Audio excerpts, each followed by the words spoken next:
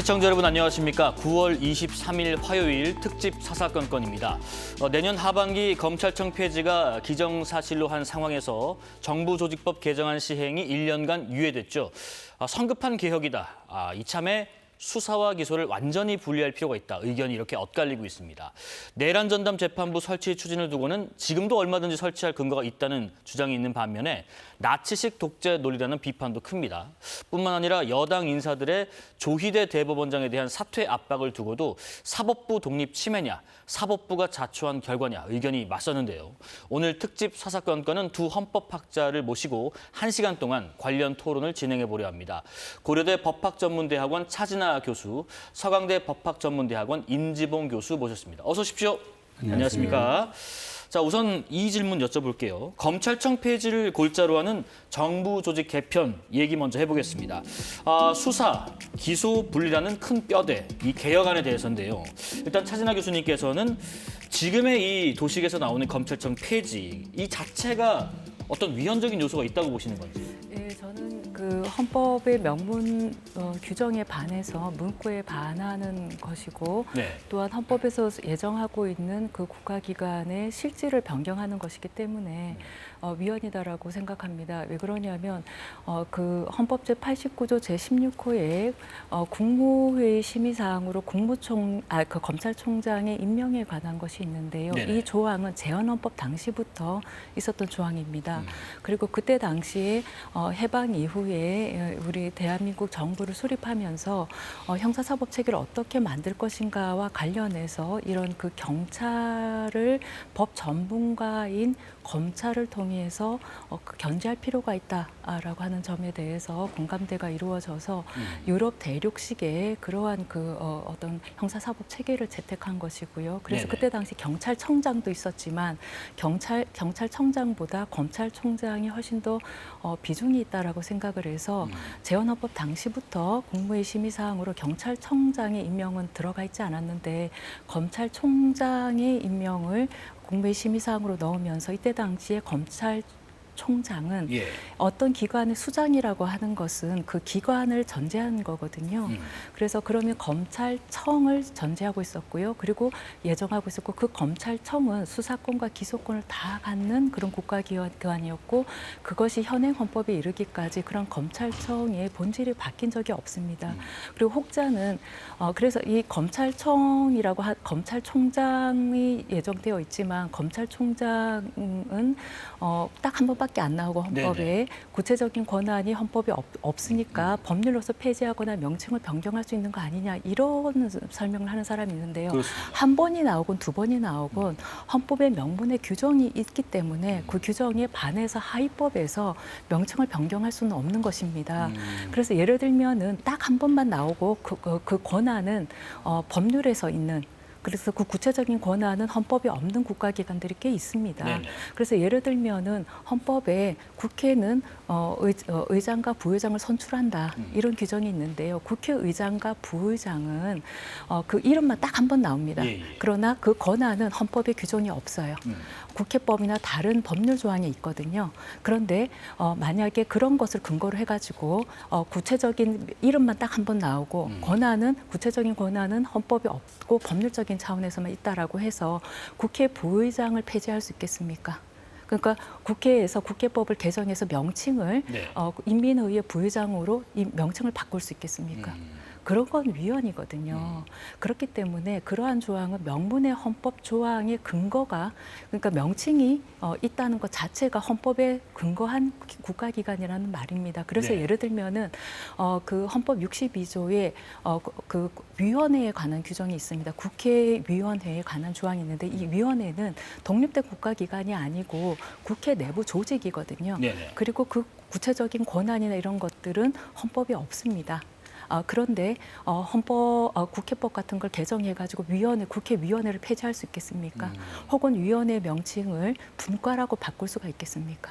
그리고 헌법재판소가 이렇게 국회 내부 조직에 불과한 위원회이지만 권한쟁의를 제기할 수 있는 혹은 권한쟁의의 어떤 그 피청구인이 될 수 있는 자격 이거에 국가기관일 걸 요구하거든요. 그때 이 위원회도 그 권한쟁의 당사자가 될 수 있는 국가기관에 해당한다라고 보고 있고요. 그 근거 중에 하나가 헌법의 위원회라고 하는 명칭이 있기 때문이다. 네네. 이렇게 보고 있는 것입니다. 지금 차 교수님께서는 헌법 89조를 근거로 두셨고 또 헌법 62조를 예를 들면서 설명을 해주셨고요. 그런 얘기가 있습니다. 말씀하신 것처럼 검찰청은 헌법기관인가? 이 검사에 대한 어떤 직무는 헌법 101조에 또 나와 있고 헌법 상해 기관이다라고 예. 보는 것이 더 정확한 명칭입니다. 헌법 상해 기관인가 예, 하는 예. 부분이요. 이런 부분에 있어서 우리 임 교수님은 어떤 의견을 갖고 계신지요? 예, 헌법기관이란 그가 무엇이냐와 관련해서 저와 차 교수님의 견해가 좀 다른 것 같습니다. 많은 헌법학자들은 헌법기관이라고 하면 헌법에서 그 기관의 선출, 임명 혹은 조직, 구성, 권한에 관해서 헌법에 상세한 규정이 있는 기관, 그것을 헌법기관이라고 합니다. 예를 들어서 국회라든지 법원이라든지 예. 또 정부, 행정부, 또 대통령, 국무회의, 국무총리, 또 선거관리위원회 이런 것들이 이제 헌법기관인 거죠. 왜냐하면 헌법에 그 임명, 선출, 조직 구성, 권한에 관해서 상세한 규정이 있기 때문이죠. 그런데 네네. 검찰총장 그리고 차 교수님 말씀 안 하셨지만 검사는 네네. 헌법에서 살짝 그냥 한두 번씩 언급되고 있을 뿐입니다. 검찰총장은 차 교수님 말씀대로 헌법 89조 16호에서 그 임명 전에 이제 국무회의 심의를 거쳐야 될 고위공무원으로서 이제 규정이 돼 있고, 검사는 이제 헌법 12조 3항이나 16조에 이제 영장은 법관이 발부하지만 영장 신청은 예, 예. 검사가 하게 돼 있고, 그런 데서 잠깐 언급된 기관까지도 다 헌법기관이라고 봐버리면, 그러면 제가 한 반문을 드릴게요. 그러면 헌법 89조 16호에 예. 이제 임명에 있어서 사전 국무회의를 거쳐야 할 고위직으로 그 16호에 검찰총장과 함께 국영기업체 관리자 임명도 국무회의 심의를 거치게 돼 있어요. 그러면 국영기업체 관리자가 헌법기관입니까?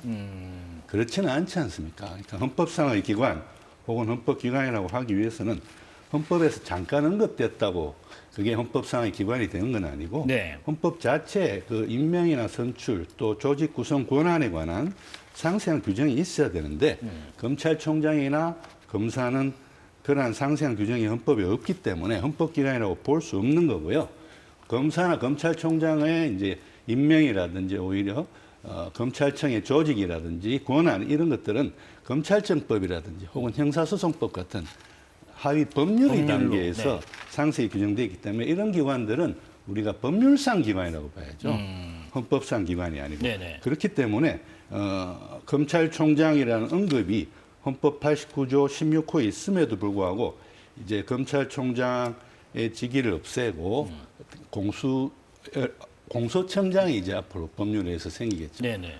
그건 위헌 아니냐고 하시는데 검찰총장 자체가 헌법기관이 아니기 때문에 그건 위헌이 아니고, 공수처법도 그런 식으로 했어요. 예를 들어서 이제 공수처 검사의 예. 권한에 관해서 공수처법의 상세한 규정을 다루지를 못하니까 검찰청법상의 검사의 권한에 관한 규정을 이제 공수처 검사에 준용한다는 식으로 했어요.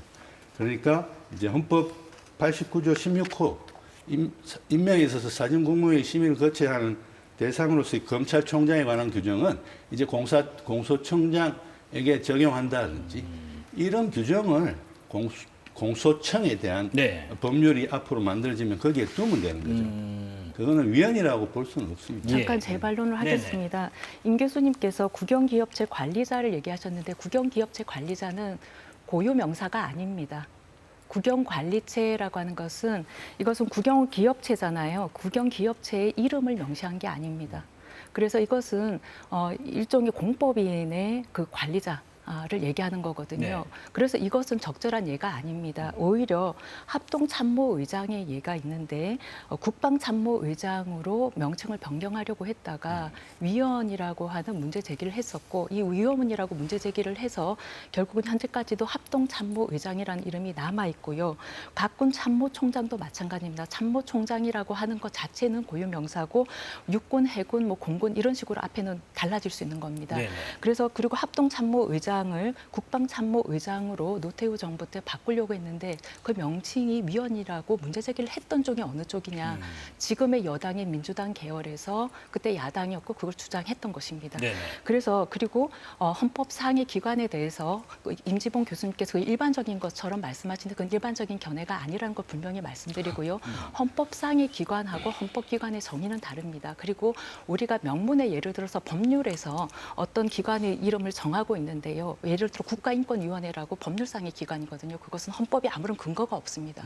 그런데 그것에 대해서 시행령에서 국가인권위원회 명칭을 바꿀 수 있겠습니까? 그건 안 되는 겁니다. 그리고 예. 헌법재판소 판례에 따르더라도 헌법에 딱 한 번만 62조 2항에서 그 국회위원회의 구성을 어떻게 하는지, 그 권한은 어떻게 하는지 이런 것에 대해서 헌법에 아무런 규정이 없습니다. 그럼에도 불구하고 헌법재판소는 그 62조 헌법 62조 2항에서의 국회위원회를 헌법에 의하여 설치된 기관으로 봅니다.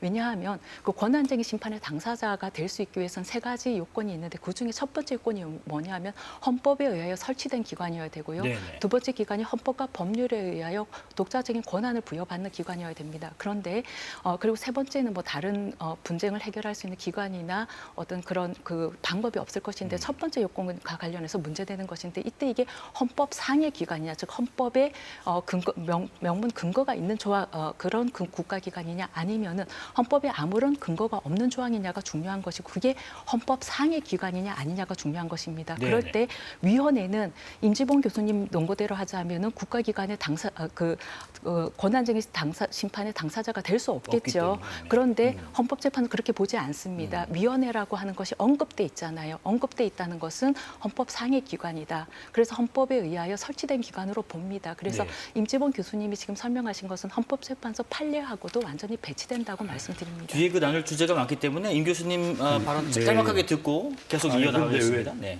그 반론을 저렇게 오래 들으세요? 그만큼 또 발언하시면 됩니다. 오래 네, 반론해도 네, 돼요? 예, 그렇게는 안 할게요.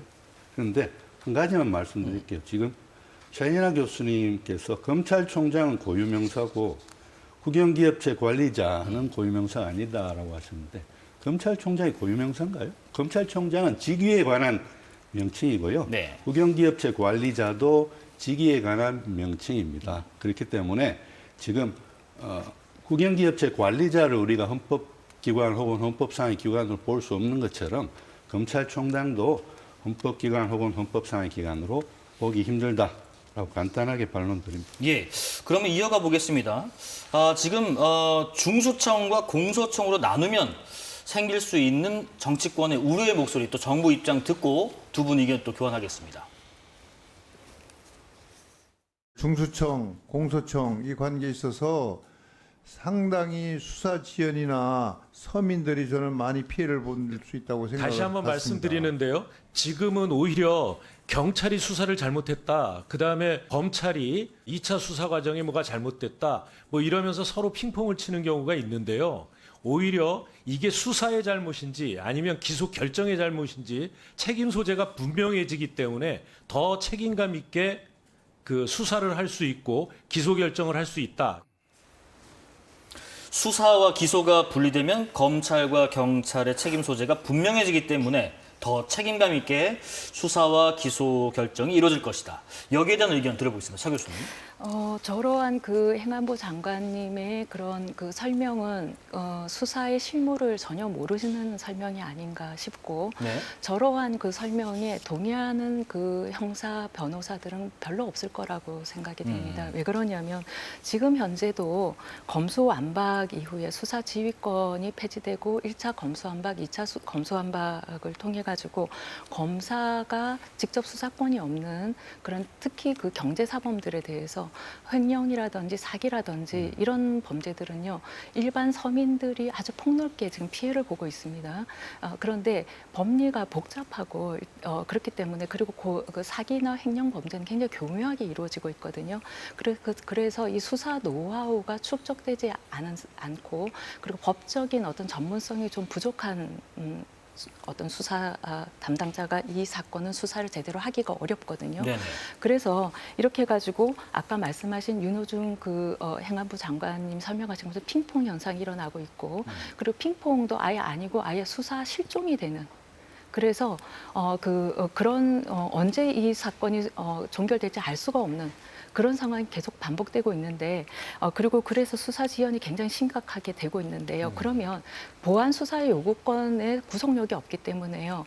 이런 핑퐁 현상이 계속 일어나고 있습니다. 그런데 만약에 이제 그 공소청하고 검찰청이 폐지되고 그 공소청으로 되고 수사권이 없고 보안 수사권조차 없게 된다면 어떤 현상이 일어나냐면 이제 그 중수청이나 뭐 경찰청이나 국수본이나 이런 데서 수사해갖고 이첩을 하지 않습니까? 기소 의견으로. 그러면 보안 수사 요구를 하든지 아니면 기소를 해야 되는데 공소시효가 좀 임박한 이런 사안에서 다시 핑퐁했다가 다시 올 수가 없는 보냈다가 다시 없는 이런 사건에서 기소를 무조건 해야 될 거 아닙니까? 그러면 그러한 잘못된 수사, 부실 수사 그러니까 예를 들면 진범이 따로 있는데 수사가 부실해가지고 어떤 다른 사람, 엄한 사람을, 애먼 사람을 잘못 기소를 해야 되는 경우라든지 혹은 몸통이 따로 있는 것 같은데 꼬리만 잘라가지고 수사를 한 경우라든지 여러 형태가 있을 수 있거든요.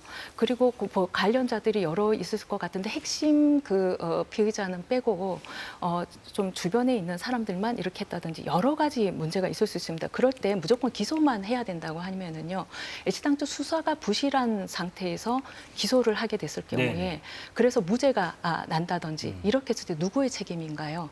수사를 부실하게 한 수사기관 경찰의 책임입니까? 아니면은 공소 유지 활동을 잘못한 그러한 이 공소청의 검사의 책임입니까? 이거 자체를 규명하는 것이 쉽지가 않고 또한 그거에 있어서 서로 책임을 떠밀게 되겠죠.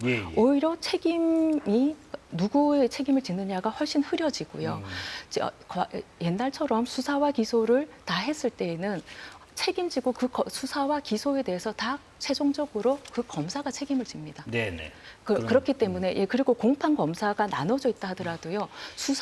그 죄에 대해서 만약에 그 기소에 대해서 무죄 판결이 나게 되면 그 수사한 검사가 엄중한 책임을 지게 되거든요. 인사상 굉장히 불이익을 받는다고 합니다. 네네. 그렇게 해가지고 이게 오히려 그 책임 소재가 훨씬 더 명확했다. 물론 제가 직접 수사권을 검사 유지해야 된다는 그런 입장은 아닙니다. 그런데 이 책임 소재와 관련해서 본다 그러면 윤여중 그 장관님의 저 설명은 오히려 반대가다. 이렇게 보는 것이 훨씬 더 합리적일 것입니다. 책임 소재가 오히려 더 불분명해질 것이다 이런 말씀을 해주셨는데요. 임 교수님 어떻게 생각하시는지? 상식적으로 생각해 보십시오. 수사는 전적으로 경찰이 이제 책임감을 갖고 임하고 그거 다 수사 결과나 기록들은 다 문서로 남지 않습니까? 그 다음에 그 수사 기록들을 이제 송치를 하면 검사가 기소 여부를 판단하면서 그 수사 기록들을 점검하면서 이렇게 수사가 잘못된 부분이라든지 혹은 위법한 수사라든지 혹은 인권 침해적인 수사가 있었다 그러면 그걸 잡아내는 거죠. 그래가지고 이 부분에 대해서 수사를 다시 해라든지 보완 수사를 해라. 이렇게 요구를 하게 되면은 오히려 그 검찰 단계에서의 수사에 문제점이 더 잘 드러나는 거죠. 그렇기 때문에 저는 수사와 기소를 분리하는 것은 그야말로 그 경찰의 어떤 수사에 문제가 있을 때 그걸 밝혀내는데 더 크게 이바지하는 거라고 생각을 합니다. 그렇기 때문에